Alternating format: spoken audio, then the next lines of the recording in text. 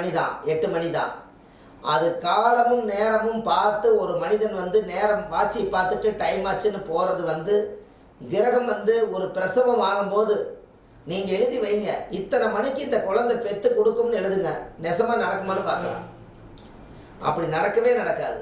கால நேரத்தை கிரகத்தை எல்லாம் கணித்து இந்த உலகத்தில் நம்ம கால நேரம் பார்க்காம ஜோதிடத்தை மக்களுக்கு நேர காலம் பார்க்காம சொல்லி கொடுத்து அவங்களும் நேர காலம் பார்க்காம நல்லா அறிஞ்சு தெரிஞ்சு மக்களுக்கும் ஜோதிடத்தை நேர காலம் பார்க்காம பார்த்து எப்படியோ அவங்கள எல்லாம் காப்பாற்ற வேண்டியது ஜோதிடருடைய கடமை. கரெக்டா இல்லைங்களா? அவ்வளோதான். நேர காலமெல்லாம் எதுக்கு நம்ம பார்க்கணும்? நம்ம என்ன ஆபீஸ் உத்தியோகமா? சாஸ்திரத்தை எடுத்து வச்சோம்னா சுவாரஸ்யமான பேச்சு என்னெல்லாம் உங்கள் ஞானத்தில் இருக்குது அதெல்லாம் உலகத்துக்கு கொடுத்தாகணும். இந்த மண்ணுக்குள்ளே போகிறதுக்கு முன்னாடி நம்மளால் முடிஞ்ச ஜோதிட சர்வீஸ் பக்காவாக பண்ணிட்டு போகணும். என்னைக்காவது ஒரு நாள் ஒரு நல்ல பேர் கிடைக்குங்க. அந்த பேர் கிடைச்சது நல்ல பிரபஞ்சமே வாழ்த்து நம்மளை. அது வரைக்கும் நம்ம இந்த ஜோதிட சாம்ராஜ்யத்துக்கு நம்மளால் முடிஞ்சது. இந்த ஜோதிட தொழில் நம்ம கையில் எடுத்துக்கிட்டோம். இதை ப்ராப்பராக பண்ண வேண்டிய கடமை நம்ம கையில் தானே இருக்குது. சரி, ரொம்ப சந்தோஷம். மணி 10:30. இப்போ என்ன அப்படின்னு கேட்டிங்கன்னா, நாளைக்கு வர்ற பௌர்ணமி அன்னைக்கு விஸ்வாமித்திரர் கோயிலில் ஒரு சிறப்பான அந்த மண்ணில் போய் நின்னாலே நம்மளுக்கு எல்லா தோஷம் நீங்கும். அது நீங்கள் எத்தனை பேர்த்துக்கு அந்த புண்ணியம் கிடைக்குதுன்னு எனக்கு தெரியல. இந்த குழுவில் இருக்கிறவங்க உங்களால் முடிஞ்சவங்க நீங்கள் வாங்க. நம்ம காலையில் பௌர்ணமிக்கு முன்னத்து நாளே கிளம்பணும். முன்னத்து நாள் கிளம்பி விடிய காலையில் திருச்செந்தூர் கடலுக்கு போகணும். கடலில் குளிச்சுட்டு அங்கே ஒரு பரிகாரம் ஒன்று நம்ம பண்ணிவிட்டு திருச்செந்தூர் முருகனை தரிசனம் பண்ணிவிட்டு அதுக்கப்புறம் விஸ்வாமித்திர கோயிலுக்கும் போயிட்டு வரணும். வர வழியில் மதுரை வந்தால் மதுரை மீனாட்சி அம்மனையும் தரிசனம் பண்ணிட்டு இன்மையிலும் நன்மை தருவார் கோயில். போன ஜென்மத்தினுடைய கர்மாவும் இந்த ஜென்மத்தினுடைய கர்மாவும் ரெண்டையும் சேர்த்து தீர்க்கக்கூடிய ஒரே கோயில் இன்மையிலும் நன்மை தருவார். இந்த கோயிலுக்குள்ள கால் எடுத்து வச்சிங்கன்னா உங்கள் ஜாதகத்தில் இருக்கக்கூடிய முடக்கு தோசை நிவர்த்தியார். யார் ஜாதகத்தில் லக்கணம் முடக்கா இருக்குதோ அவங்க ஜாதகத்தில் லக்கணம் முடங்கிருச்சுனாலே அந்த ஜாதகர்னால எல்லா திறமை இருந்தும் எதையும் சாதிக்க முடியாது. அந்த கோயிலுக்குள்ளே போய் கால் எடுத்து வச்சிட்டிங்கன்னா அந்த லக்கண முடக்கு இத்தனை நாளாக உங்களை கட்டி வச்ச தோஷம் அந்த சாமி போய் நீங்கள் பார்த்துட்டு வந்தாச்சுன்னா அந்த 10 நிமிஷத்துக்குள்ளேயே அந்த ஆற்றல் நம்ம உடம்புக்குள்ளே போய் நம்ம கர்மாவை விலக்கி விட்டு ஒரு மனிதனாக மாற்றி விட்டுரும். அந்த மாதிரி ஒரு கோயிலுக்கு போகலான்னு ஒரு ஐடியா இருக்குது. நீங்களாம் சொன்னால் அதெல்லாம் செய்யலாம். அப்படி இல்லைனாலும் உங்கள் பிளான் மாற்றிக்கலாம்.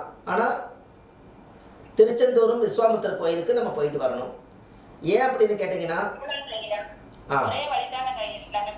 ஆமாம், ஏன்னா கணக்குக்கு எப்படி வருது, 23ஆம் தேதி அன்னைக்கு பௌர்ணமிக்கு முன்னாடி முன்னத்த நாள் கிளம்பணும்.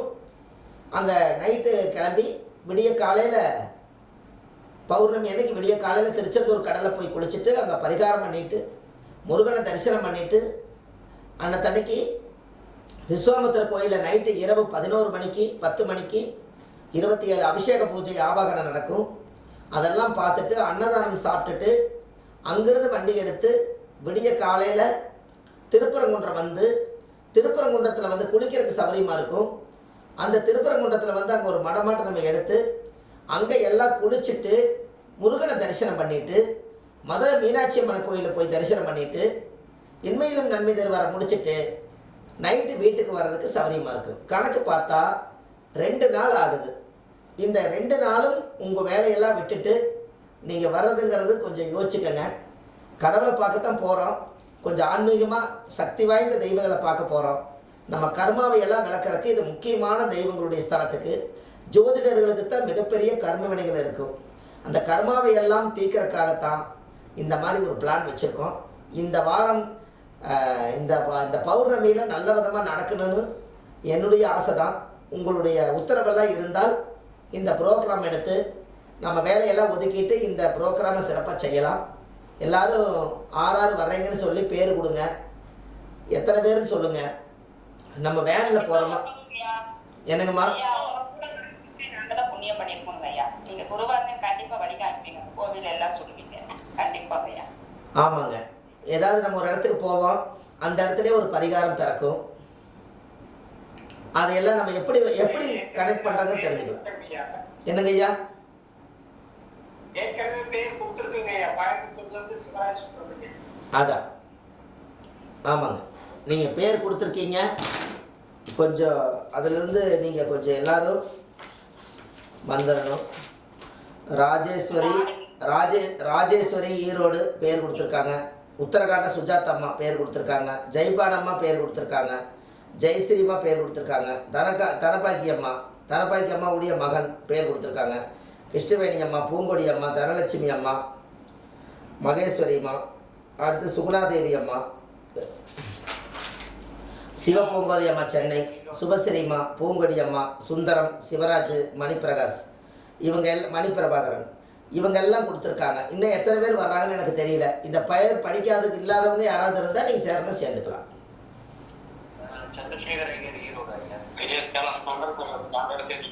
ஐயா, நாளைக்கு காலையில் முதல் வேலையாக உங்களுக்கு கூகுள் பே நம்பர் அதுக்குள்ளே போட்டிருக்குது. இந்த நம்பரில் யாருமே கூப்பிடாதீங்க, இதில் எடுக்க மாட்டாங்க. ஏன்னா இந்த 555 நம்ம ஜூமுக்காக வச்சுருக்கறனால இதில் யாராவது இப்போ நீங்கள் கால் பண்ணிங்கன்னா ஜூம் கட் ஆகிடும். அதனால தான் உள்ளுக்குள்ளே அந்த கூகுள் பே நம்பர் கொடுத்துருக்கேன். அந்த நம்பரில் இருந்து கூப்பிடுங்க, ஸ்டாப் எடுப்பாங்க. யாரெல்லாம் விஸ்வாமித்திர கோயிலுக்கு திருச்செந்தூர் கோயில் வரேன்னு சொல்லி எத்தனை பேருன்னு சொல்லி பேர், எந்த ஊர்லேருந்து வர்றீங்க, உங்கள் ஃபோன் நம்பர், இந்த 3 மட்டும் நாளைக்கு காலையில் அவங்க ஸ்டாப் வருவாங்க. கண்டிப்பாக கொடுத்துருங்க. நம்ம ஒரு 30 பேர் சேர்றோமா 50 பேர் சேர்றோமா நம்மளுக்கு தெரியல. சேர்றதை வச்சு தான் வாகனம் எடுக்கணும். அதோட செலவு தொகைகளையும் நான் உங்களுக்கு சொல்லிடுறேன். அதுக்கு முன்னாடி எத்தனை பேர் வர்றேன்னு தெரிஞ்சால் தான் வாகனம் வந்து வேன் பிடிச்சா போதுமா பஸ் பிடிச்சா போதுமான்னு தெரியப்படுத்துறதுக்கு நாளைக்கு ஃபைனலாக கொடுத்துருங்க. ஏன்னா வர்ற வாரம் போய் அடுத்த வாரம் பௌர்ணமிக்கு போகணும். ஐயா, இப்ப சென்னையில இருக்கிறவங்களா என்ன பண்றது ஐயா? நேரா திருச்செந்தூர் வந்துடவா, எப்படி? இல்லைன்னா திருப்பூர் வந்து வரணுமா? எல்லாமே திருப்பூரில் வந்து அலர்ட் ஆகிட்டா நம்ம இங்கேருந்து போகலான்னு தாங்க ஒரு முடிவு பண்ணிக்கிறோம். திருப்பூர்லேருந்து தான் பஸ் கிளம்புது. என்ன ஒரு ஜோதிடர்கள் எல்லாம் சேர்ந்து ஒன்றா போகும்போது அதனுடைய மகிழ்ச்சி வேறு மாதிரி இருக்கும். நிறைய விஷயங்கள் பேசிட்டு போவோம். ஆளாளுக்கு ஒரு பக்கம் போய் அங்கே ஜாயின் பண்ணிட்டாங்கன்னா இங்கே வாகனம் எடுத்துதாயிரும். அதனால் இங்கே வாங்க, உங்களுக்கு எல்லா சௌகரியம் பண்ணிக்கலாம். ஆமாம், ஒரு சில பேர் மட்டும் தான் சென்னையில் ஒரு 2, 3, 4 பேர் தான் இருக்கீங்க. மற்றவங்க எல்லாம் இந்துக்குள்ளே தான் வர்றாங்க. என்னங்கய்யா?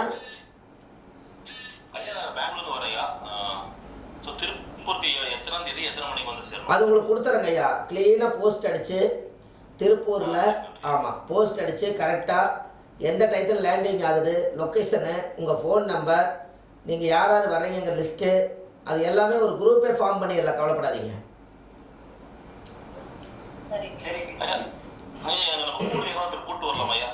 கண்டிப்பாக கூட்டு வரலாங்க ஐயா. அதில் நிறைய பேர் அவங்கவுங்க தனியாக வராமல் அவங்கவுங்க ஹஸ்பண்டை கூட்டிகிட்டு வராங்க.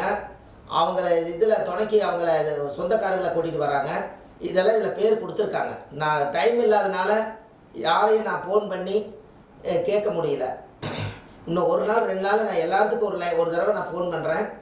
அதில் யாரெல்லாம் வர்றீங்கன்னா அப்போ நான் ஃபோன் பண்ணும்போது நீங்கள் எப்படி வர்றீங்கிறத தெரியப்படுத்திடுங்க. ஒரு 2 நாள் டைம் கொடுங்க, நான் ஃபோன் பண்ணிடுறேன். எல்லாத்துக்கிட்டே பேசிடுறேன், ஒரு முறை ஃபோன் பண்ணியே பேசிடுறேன்.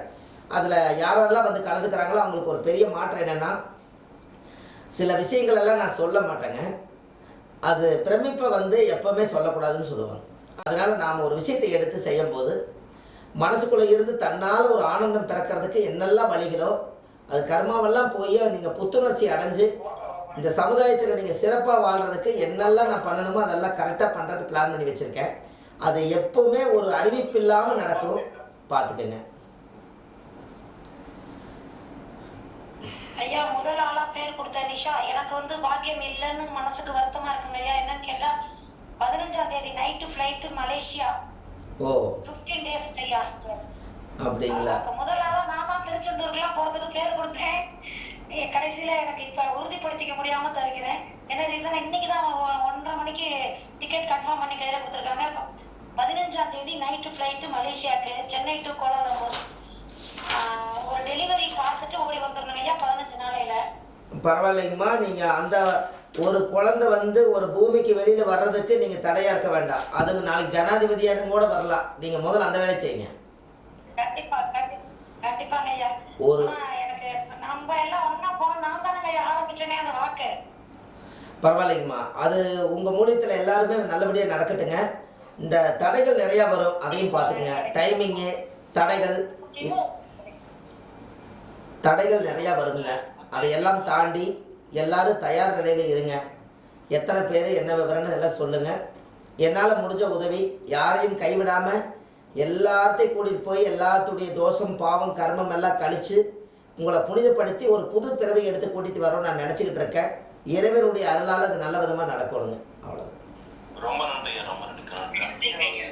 ஆமாம், அங்கேயும் உட்கார வச்சு உங்களுக்கு இந்த பரிகாரங்களை எல்லாம் எல்லாரும் உட்காந்து ஒரு நிழலில், மரத்து நிழலில் எத்தனை பேர் வர்றீங்களோ அத்தனை பேர்த்தையும் ரவுண்டாக உட்கார வச்சு அங்கே உட்காந்து நாம் ஒருவருக்கு ஒருவர் ஜோதிடத்தை பற்றியும் பரிகாரங்களை பற்றியும் அங்கே 1 மணி நேரம் 2 மணி நேரம் உரையாடல் இருக்குது. நம்மளுக்கு நேர காலம் சரியாக உட்காந்து அமைஞ்சு நேரடியாகவும் உட்காந்து நம்ம இதெல்லாம் கலந்துக்கணும். நம்மளுடைய மனசில் இருக்கக்கூடிய பாரமெல்லாம் போய் எல்லா நேரம் கஷ்டத்தவே நம்ம நினச்சிக்கிட்டு கடனவே நினச்சிட்டு வாழ்க்கையில் துன்பத்தவே நினச்சிட்டு இருக்கிறத விட மனம் துறந்து கடவுளை வழிபாடு பண்ணிவிட்டு நம்ம கர்மாவையும் போக்கடிச்சிட்டு மன திருப்தியாக ஜோதிடத்தையும் நீங்கள் ஒரு பிரசாதமாக எடுத்துகிட்டு வரலான்னு என்னுடைய எண்ணத்தில் உருவாக்கி வச்சுருக்கேன்.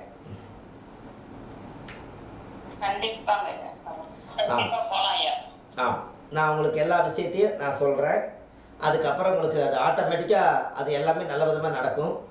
அதுக்கப்புறம் நீங்கள் ஒவ்வொருத்தரும் ஒவ்வொரு விதமான விஷயத்தை நீங்கள் சொல்லுங்கள். அப்புறம் வேணால் பார்த்துக்கலாம். இந்த இந்த இந்த கிளாஸ் வந்து இப்போ மணி 10:30 ஆயிடுச்சுங்க. எப்படி ஆரம்பித்தாலும் ஏதோ ஒரு டயத்தில் அப்படி ஆயிடுது. இப்போ இந்த வார வகுப்பெல்லாம் எப்படி இருந்துச்சுன்னு சொல்லுங்கள்.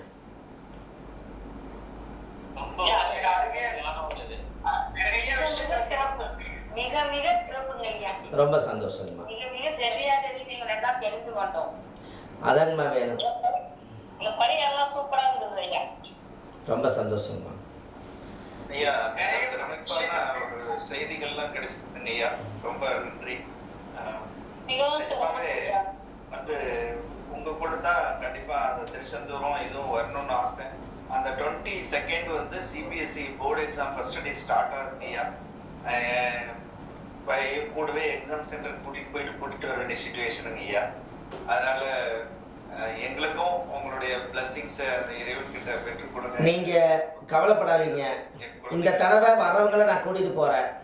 அடுத்தது 2 மாசம் 3 மாசத்துக்குள்ள இன்னொரு பிளான் பண்ணி அவங்களையும் நான் நம்ம குழுவில் இருக்கிறவங்க எல்லாரும் நல்லா இருக்கணும். விட்டு போனவங்களையும் அடுத்த ப்ரோக்ராம்ல நான் கூட்டிட்டு போறேன்.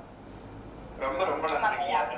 நீங்க போயிட்டு வரும்போது எங்களுக்காகவும் ஒரு இறைவன் கிட்ட ஒரு வேண்டுதல். இதுல என்ன ஒரு விசேஷம் தெரியுங்களா? இதுல என்ன ஒரு விஷயம் தெரியுங்களா உங்களுக்கு? அது சொல்லக்கூடாது, இருந்தாலும் சொல்கிறேன். நீங்கள் யாரும் வரலைனாலும் கூட, இதில் வந்தவங்க வந்தாலும் கூட, இந்த குழுவில் இருக்கிறவங்களுடைய டேட் ஆஃப் பர்த்து டைமு எல்லாமே கொடுங்க. உங்களுடைய குழுவில் இருக்கிறவங்களுடைய அது மட்டும் குழந்தைங்க அப்புறம் அதெல்லாம் வச்சுக்கலாம். முதல் குழுவில் சேர்ந்துக்கிறவங்க மட்டும் உங்கள் ஜாதகங்களை எல்லாம் கொடுங்க. Date of birth time place போட்டு ஜாதகத்தை கடிச்சு பிரிண்ட் போட்டு எல்லா ஜாதகத்துக்கு மஞ்சள் தேய்ச்சி உங்களுக்கு பூஜை பண்ணும்போது 60 பேர் குழுவில் இருக்கிறீங்கன்னா 60 பேர்த்தோட ஜாதகம் கலசத்துக்கு பக்கத்தில் இருக்கும். நீங்கள் கவலையே படாதீங்க.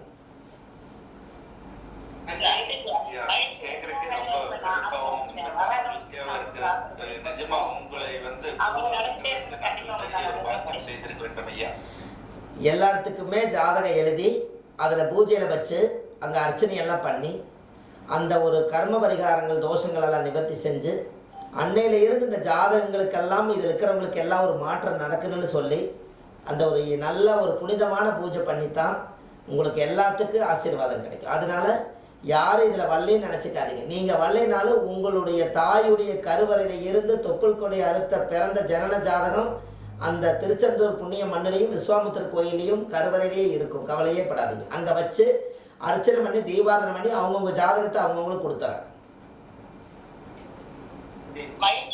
சந்தோஷம். ரொம்ப ரொம்ப நன்றிங்கய்யா. மிக்க நன்றி. ஆமாங்க, எல்லாமே நல்ல விதமா நடக்கும்.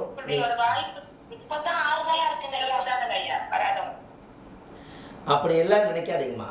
நம்ம ஒருத்தர் கூட வரலைன்னு கவலைப்படாதீங்க. ஒரு கடவுள் ஏதாவது ஒரு விஷயத்துல சில அந்த தடைகள் ஏன் வருதுங்கிறது உங்களுக்கு அந்த இதை சொல்றாங்க பார்த்தீங்களா, கால நேரம் வர்த்தமானம் எல்லாமே வந்து அந்த டைம் அந்த தான் வரும். இப்போ நீங்கள் மலேசியா போய் முருகனை பார்க்க போகிறீங்க, போயிட்டு வாங்க. ஒரு 2 வாரம் 3 வாரத்துக்கு அப்புறம் விட்டு போனவங்க எல்லாம் செய்து மறுபடியும் ஒரு போயிட்டு வந்தவங்களுடைய புத்துணர்ச்சி பார்த்து ஒரு மாற்றங்களை பார்த்து இன்னொரு ப்ரோக்ராம் போடுவோம். நம்மளோட நோக்கமே என்ன தெரியுங்களா? புனித யாத்திரைகளுக்கு போய் அப்பப்போ நம்ம கர்மாவை கழித்து நம்மளுடைய பிரபஞ்ச சக்தியோட பவரை நம்ம உள்வாங்கி வர்ற ஜாதகம் பார்க்க வர்றவங்களுக்கு ஒரு ஆசீர்வாதம் பண்ணால் அவங்க வாழ்க்கை சிறப்பாக இருக்கணுங்கிறது நோக்கம் தான் நம்மளுது. அதனால நம்ம தாராளமாக செய்யலாம். அது திருமண தடை இருந்து நம்ம தான் திருமணம் செஞ்சு வச்சோம் ஐயா. அவங்க இப்ப வந்து கன்சீவ் ஆகாம இருந்தப்ப நம்ம வந்து அவங்களுக்கு உரிய வைத்தியங்கள் செஞ்சு கொடுத்தோம் பிசிஓடி மறையறதுக்கு. அப்ப கன்சீவ் ஆயிட்டாங்க. டெலிவரியை நீங்க தான் பார்க்கணும்னு வற்புறுத்துறாங்க ஐயா. அதுதான் டிக்கெட்டும் அவங்களே அனுப்பியும் கொடுத்துட்டாங்க ஐயா. நீங்கள் பிரசவத்துக்கு இந்த பிரசவத்துக்கு வந்து பிரசவத்துக்கு உதவி செய்கிறவங்களுக்கு ஒரு பரிகாரம் எடுத்து வச்சுருக்கேன். அது உங்களுக்கு ஜாதக ரீதியாகவே நல்லா தெரிஞ்சுக்கங்க. யார் ஜாதகத்தில் எல்லாம் குழந்தை வந்து பிறந்து இறக்குதோ, எந்த குடும்பத்தில் பிறந்து இறக்குதோ அந்த குடும்பத்துக்காரு ஒரு தாயுடைய கர்ப்பத்துக்குள்ள 9 மாத கர்ப்பிணி பெண்ணுக்கு பிரசவ உதவிக்காக பணமும் வஸ்திரங்களும் வாங்கி கொடுத்தாங்கன்னால் நல்லபடியாக அந்த குழந்தையை வைத்தியம் பார்க்குறதுக்கு நல்ல உதவியாக இருந்து இந்த குழந்தை பிறந்தால் இந்த குழந்தை இறந்தே பிறக்கிற குழந்தையோட வம்சத்தினுடைய தோசை நீங்கி அன்னையில் இருந்து அந்த குழந்தை உயிரோடு பிறந்து இந்த பூமியில் சிறப்பாக வாழும். இதுக்கு இதுதான் பரிகாரம்.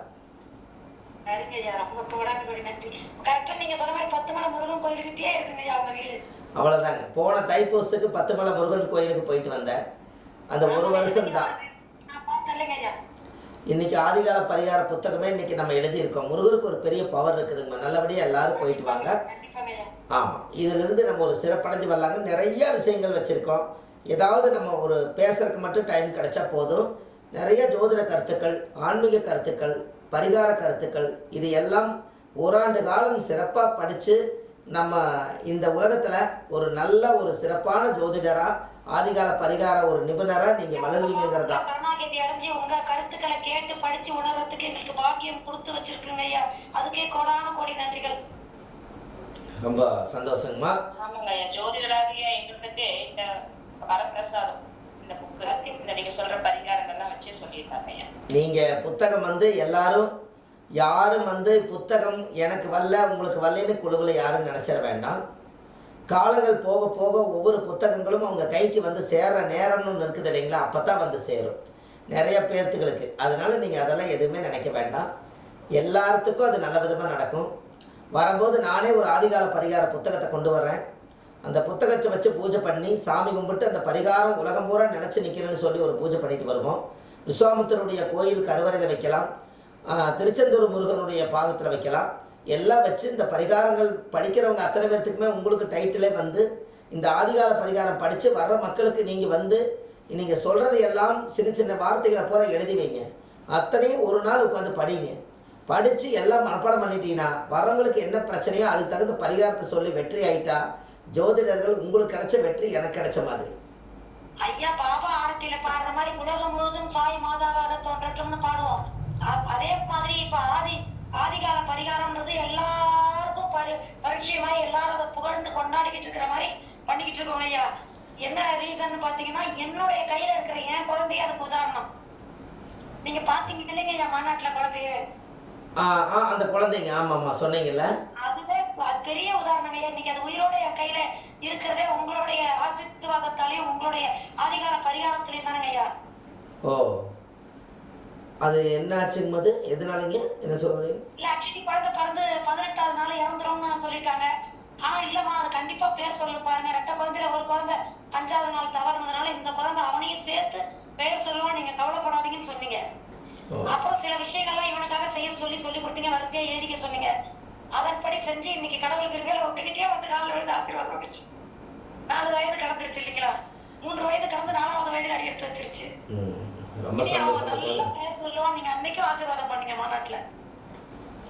நல்லா இருக்கணுங்கம்மா ஐயா, நம்மளால ஒரு உயிர் வாழ்ந்த மாதிரி இருக்கணுங்க. அது என்னைக்கும் நல்லதுங்கம்மா. அதெல்லாம் ரொம்ப சந்தோஷம். மலேசியால இருந்து கிளாஸ் அட்டெண்ட் பண்றேன் ஐயா. அப்ப இந்த நீங்க சொல்லி கொடுத்த அந்த பரிகாரங்கள் எழுதி வச்சதெல்லாம் நான் சரியா சொல்லிடுறேன் ஐயா.